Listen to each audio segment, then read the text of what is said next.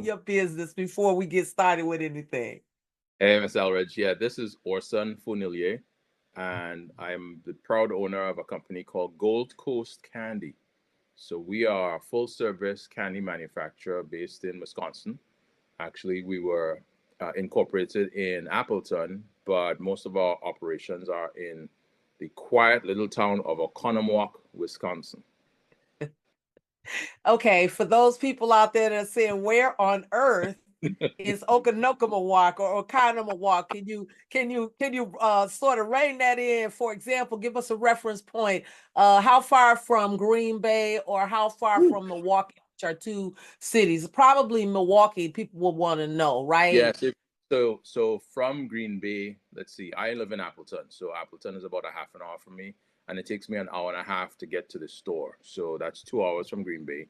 But I think we're Okay. about smack dab between Milwaukee and Madison, which is about Okay. 45 minutes from Milwaukee if you go west, and it's about 45 minutes east of Madison.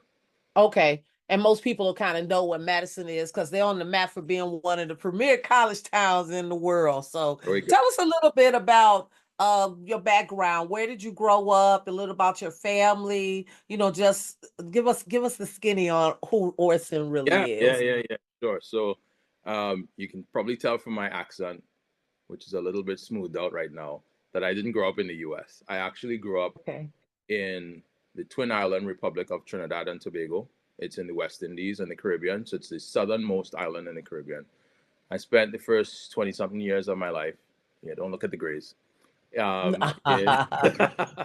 Trinidad. Listen, I'm not saying a word about grays. Not at all. 20 something years of my life. And then, and in that space of time, my career took me into banking, corporate banking, finance, venture capital. But it's an island of about 1.5, 1.6 million people, but it just felt too small for me in terms Yeah. of what I wanted to do with my career and my life. And so I was blessed to find the opportunity to go to school in the US Okay. and landed at Howard University. Go Bisons. Woohoo! At Howard University, where I did my Yeah. master's. Did my master's in supply chain management, and then Okay. spent the next 20 something years of my life in corporate America, working as a supply chain and procurement professional. Worked my way up to my last role, where I was a vice president of supply chain and procurement for a company in Green Bay. In 2019, however, one of my very good friends, probably one of my best friends right now, he approached me with a business idea. Okay. But before I get to that, I should talk about my family a little bit because it's sort of linked. While at Okay. Howard, I found the lady who would now become my wife, Kate. She was a student at Howard. We were in the same class together. She was born and raised in Ghana, West Africa. Okay. So we dated. I courted her. I finally convinced her that I was the guy. So we got married in 2008. And we lived in DC for a while. Then we moved to, DC, Maryland. Then we moved to Princeton, New Jersey, Pennsylvania, Rhode Island, Massachusetts. My two kids were born in Massachusetts. So I have wonderful boy and girl. They are now 16 Okay. and 14. They were born in Massachusetts. And then at the time, my wife said, "Listen, Massachusetts is as far north as we go. It's too cold. We're going further north." And I'm like, Ain't nowhere else to go. You in Canada next. Well, you know what? I said, "Hey, can we do a vacation in Maine?" And she's like, "No, it's too cold. We're not going north. If we're gonna move," I'm like, "Okay." So then, 2013? Okay. 2013, I said, "Hey, I found a new opportunity." And she's like, "Where?" I'm like, "Wisconsin." Oh my gosh. Yeah. Said Shudder at the thought. Yeah, and I was like, "Hey, you said we couldn't go north, so let's go west." Yeah. So 2013, we moved to Wisconsin, where we settled down in Appleton, Wisconsin, which I'll tell you of all the places that we've lived in the U.S. and I kind of just ran down, right? Hmm. Maryland, D.C., Prince. This has been one of the nicest places we've lived. Yeah. I have It's the to, closest yeah. thing, and no, specifically Appleton, because I can't speak of the other towns in Wisconsin, right? But Appleton has a cosmopolitan nature to it. Um, I think part of the character of Appleton is that there are a lot of what I call transplants. So you're not a Hmm. lot of people who grew up in Appleton who live in Appleton. You've grown somewhere else. So Yes. it's been good. And so now we've lived here for about 10 years. It's the longest state. It's the state I've lived in the longest since I've been in the Okay. US. And other than the cold, it's a beautiful place, right? Yeah. Yeah. So there. Then in 20, so back to in 2019, met my good friend Yao Asari, who is also Okay. from Ghana, West Africa. And quite by coincidence, Yao went to a school that my wife's mother was the principal of. Oh my gosh. The world is very small. It is very small. Wow. So, What are the odds? well, yeah. Yeah, and it gets even better than that. So my wife, like I mentioned, is from Ghana. There's a fairly vibrant West African community here in Appleton, which we would not have even thought. We were thinking, okay, we're gonna go to a place where we're again gonna be one of the few, right, and navigating through these spaces. But I like to say we had her a birthday party for her a couple of years ago. We had over 100 people from West Africa in our backyard. I Yeah. mean, talk about vibrant. Yeah. Anyway, so back to Yao. So a couple of years ago, he and I had struck up a friendship. He would talking about business ideas, and I always say to him, "Listen, all of these ideas you have, they're probably great ideas for someone else. They don't resonate with me." Mm-hmm. So again, not judging his idea, but he's looking for me to help, and I'm like, I don't have the passion for. At one point he wanted to do speakers, and another point he wanted to do importing some random stuff, and I'm like, it's probably a good idea, but I don't have it for you. And then I used to say to him and the community, I'm like, guys, the food that we have, I say we, right, West African, the food we have is incredible. Why is there no Ghanaian or West African restaurant here? No, Mm-hmm. I know why, right? It takes a certain mindset and desire Mm-hmm. and passion to start your own business and go into Yeah. business. Yeah. And if you don't have it, you don't have it. No judgment, Right. Right. right?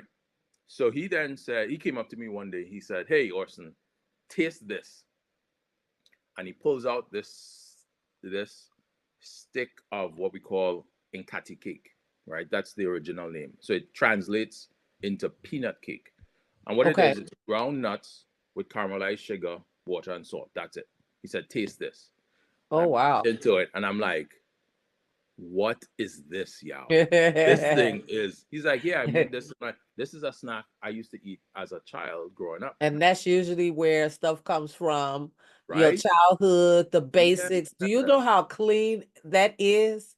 That Listen, is clean, the cleanest sweet that you could eat. I didn't hear any glutamates and unsaturates nope. and no Well, dyes. I mean, I heard all good things that are grown naturally from the earth in 4 ingredients. and you're exactly right. It's all natural ingredients in our products, which is very much what you get when you look back on your traditional foods, And you right? said this is called Gold Coast? So yeah, so he had a business called Gold Coast Candy. He presented the Okay, idea. Gold Coast Candy. Yep. Yep. Okay. He presented. He's like, "What do you think?" I'm like, "I'm in. What do you need?" Did So he already have the name, or did you two come up with the game name yeah, together? he had the name about a year before, and he started off with the brittle.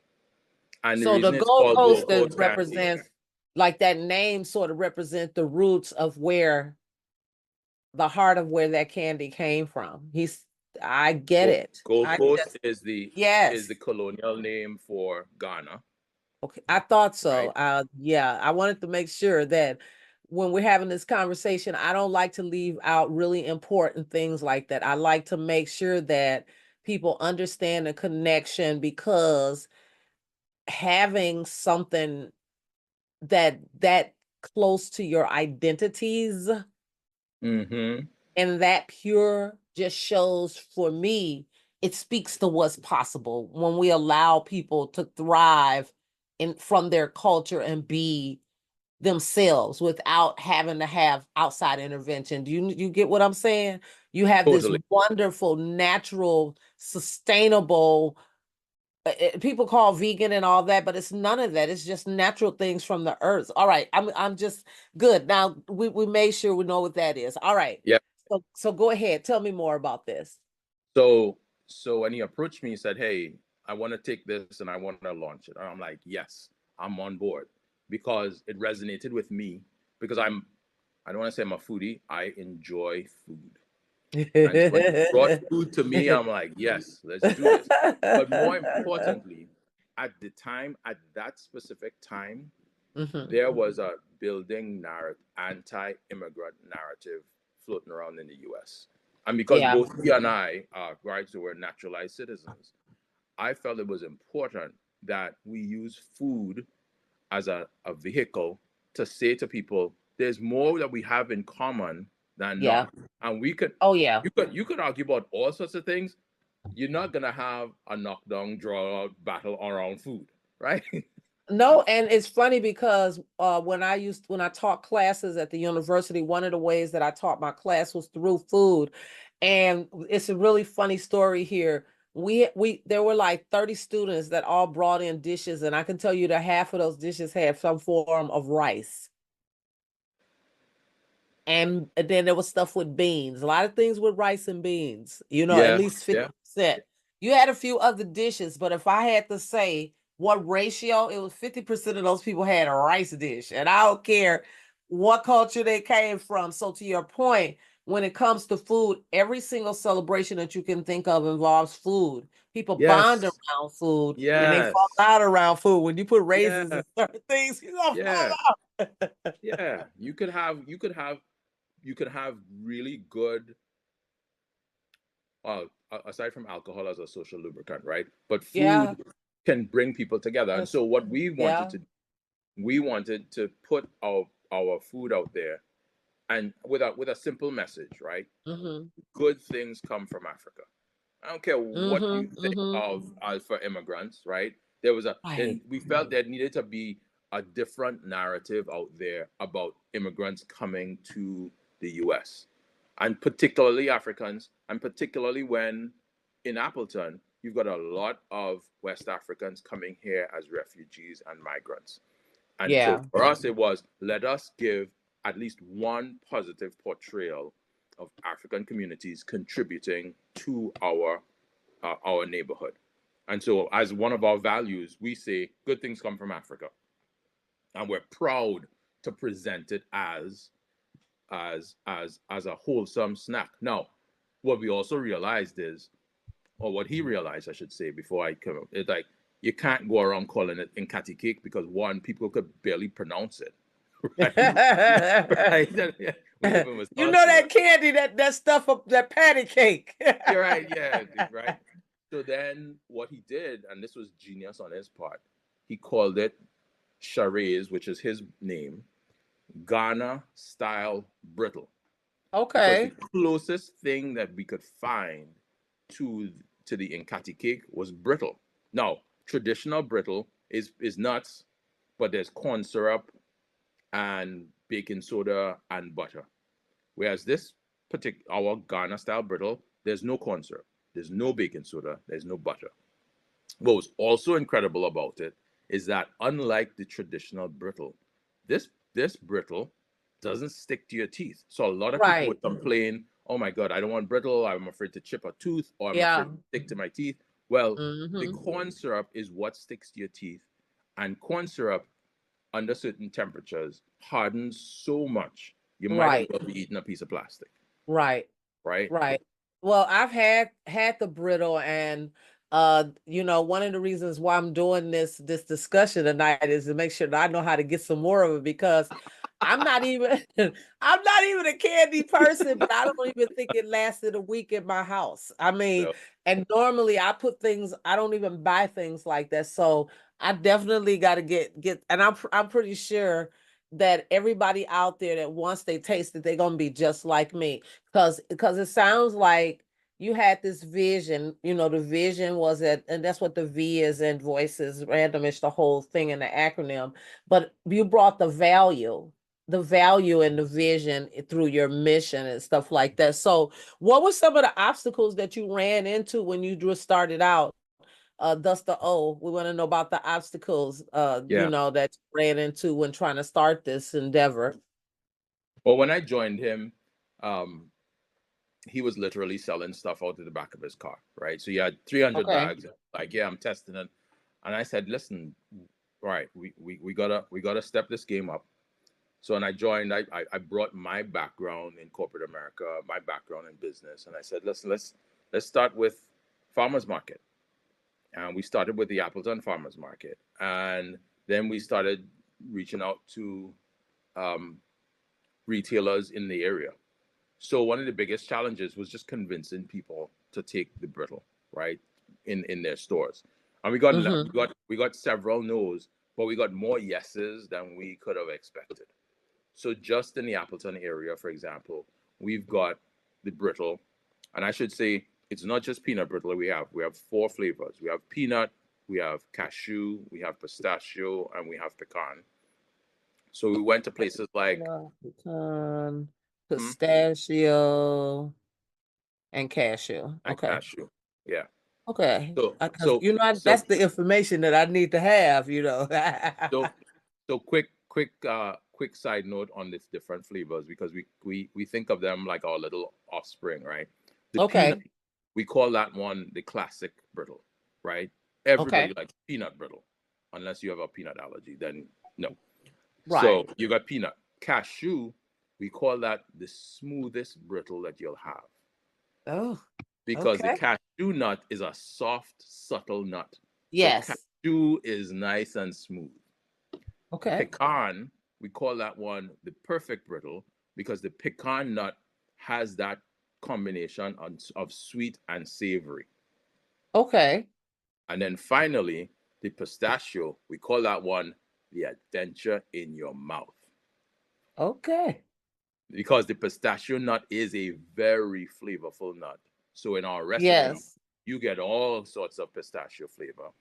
And final note on it, two of our brittles placed at the Wisconsin State Fair last year.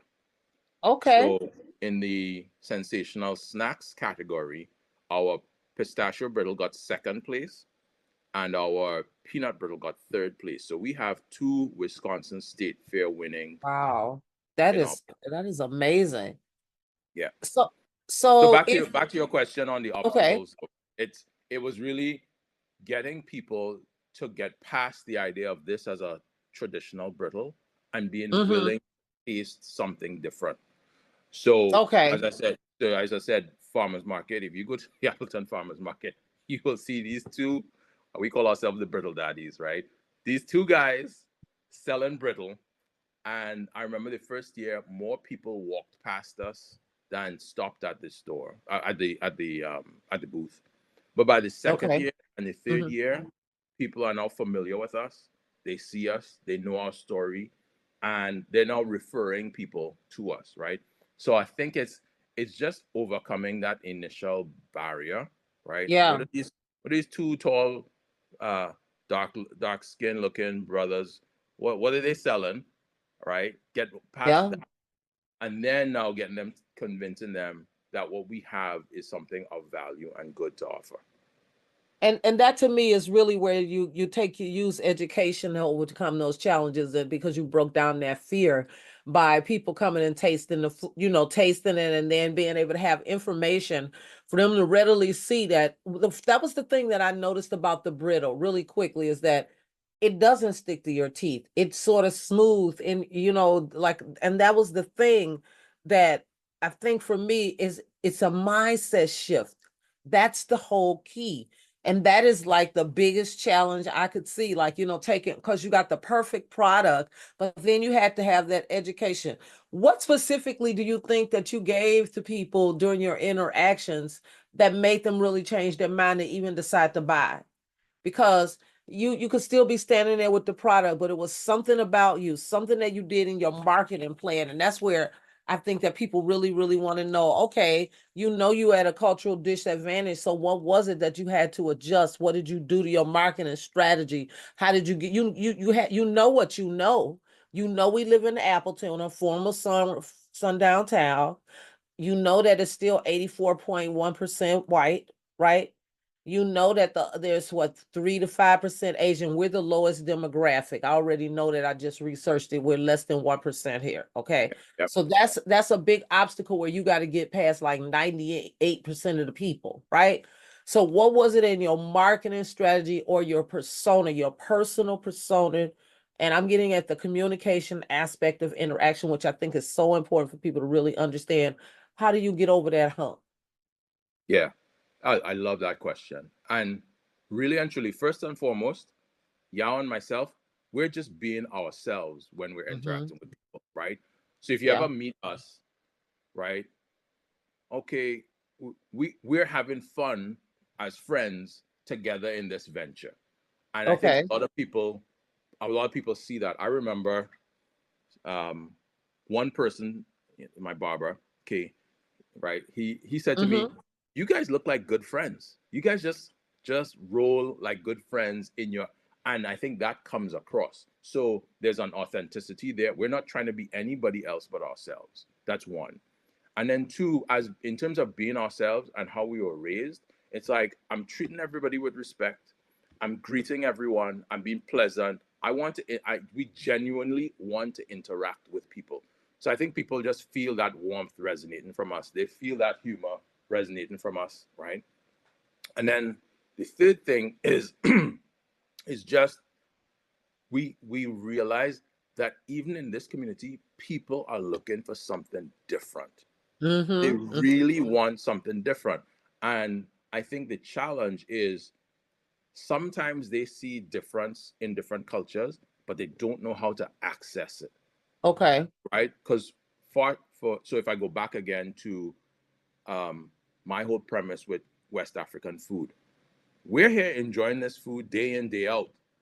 But if you're not part of the community, you don't know how to access it, and we're not giving Right. people the means to access it. So Right. by just being in the marketplace, by inserting ourselves into the community, we're creating an avenue, a gateway, a way for people to access it. So they see these guys and they're like, I wonder what they have. And when they Mm-hmm. approach us, they can approach us and they can feel that genuineness, they can feel that warmth, they can ask the questions they want, and we are more than willing to educate and to share, because again we are operating under the value and the premise that we want people to know good things come from Africa. So when you interact with us, we're hoping and we're expecting that we can help change the way you see immigrants in your community. I'm not saying we're the solution, but we want to be that example where we're bringing our foods, specifically West African foods, because there are a lot of immigrant communities in the Appleton Fox Valley, right? A lot. Mm-hmm. We're just doing our part to contribute to presenting a positive narrative. I think that that is an amazing space in which to land, because that is the service that you lend to the community when you change the way that people see immigrants, specifically West African immigrants. We've seen a lot of negative stuff just said around immigrants, but we really understand that immigrants have shaped this country as a collective, a little bit from this, a little bit of that. It's kind of like your favorite recipe that you just talked about to make this candy. It took a little bit of this and a little bit of that. And sometimes it was a cashew, a pecan, pistachio, or peanut. But each time the recipe, you were able to bring together the ingredients at the right time, the right temperature, the right texture to give people Yeah. something that they really can enjoy that's different. And you said something really subtly about how to access other cultures. I that is so profound, is that fear. People have a fear. They don't want to say or do the wrong thing. And food again and candy, a way to invite you in to have a conversation What a service. People don't really see, and that's why I really love doing this show. So I really want to thank you for stepping in tonight and talking about Gold Coast candy and talking about the evolution of your vision. And if the thing that I really want to ask you though about this Ghana style brittle, and we talked about the obstacles, information, the challenge, and education, and then we talked about the services provides. What would you give advice to somebody that's starting out a business, a young person that has an idea, or anybody that has an idea around key skills that they need to start a business? You come from the financial, you come from the banking industry, so I don't want to skate past that aspect of your corporate career as well as your private entrepreneurial ability to bring forth a dream, because inquiring minds want to know what should we focus on if we out here try to start a business, especially now, right? Yeah. Wow, that's like an hour-long conversation. So Oh, we can always come back for part two. here's the one thing that just immediately comes to mind, right? And it's just one word: start. Start. Okay. Now, Okay. far too often we have these ideas and we ruminate on the idea and we have the vision of how big it could be and when and how. Just start. So if I go back to the example of my business partner, he started with one product, one, right? And that was the peanut Mhm. brittle. He started with 300 bags, one. Mhm. If you take a look at where we are now and where he started 2019, it's completely different. It's evolved, but it's evolved into the vision. But he started with one product in a very crudely created bag with a simple logo and a simple label. Now we have 4 brittles in pre-printed bags in our own production facility in Oconomowoc. On top of which, we don't just do brittle. Gold Coast Candy, we acquired our co-packer in 2023. So now we do toffees and chocolates and caramels, Oh, nice. right? The vision evolved, but the key thing is start. Knowing that your start is not going to be perfect. To start, you do not need perfection. To start, you just need to execute on one element of the idea, right? And then Okay. as you work, the way I like to do is envision what you want to be in 12 months. Make it realistic, right? Like we couldn't in 1 year think, well, we're gonna go from a 300 bag company to shipping 10,000 units or making 10,000 units of product in 20 years. We went from, hey, we want to sell 300 bags this year. Well, okay, the goal is to sell 1,000 next year. That seems doable. Then you go, okay, well, what needs to happen to get to the 1,000? Make that happen. Right. Right. But again, the key is start, knowing that it's not going to be perfect, Okay. knowing that it's going to change, knowing that Okay. you're going to make mistakes, but knowing that you probably have more wins, more failures than wins. But each failure, quote unquote failure, is a lesson on how to get better. Mm-hmm. So again, like I said, that's a whole hour-long conversation. But the key, and this is something that Yao taught me, right? My business partner taught me, because I spent years in corporate where the stuff was already there. You just had to come in, Right. just right, That's turn right. the wheel, right? Yeah. But he started, and he's like, I started. And he's like, it wasn't perfect, but with his help, we evolved it. So again, one word: start. And then so let me add to that one. Don't just start. Start today. Start today. Y'all hear that? Start You heard today. what he said. Thank you so much, Orson, for being here tonight. This is an incredible story. I just want people to really know around this time of year where they're going to get their goodies from. They could just start ordering. We're going to make sure that we get this out there so that everybody out there in the world of Facebook, the world of YouTube, just out in the universe knows that they need to order Gold Coast candy.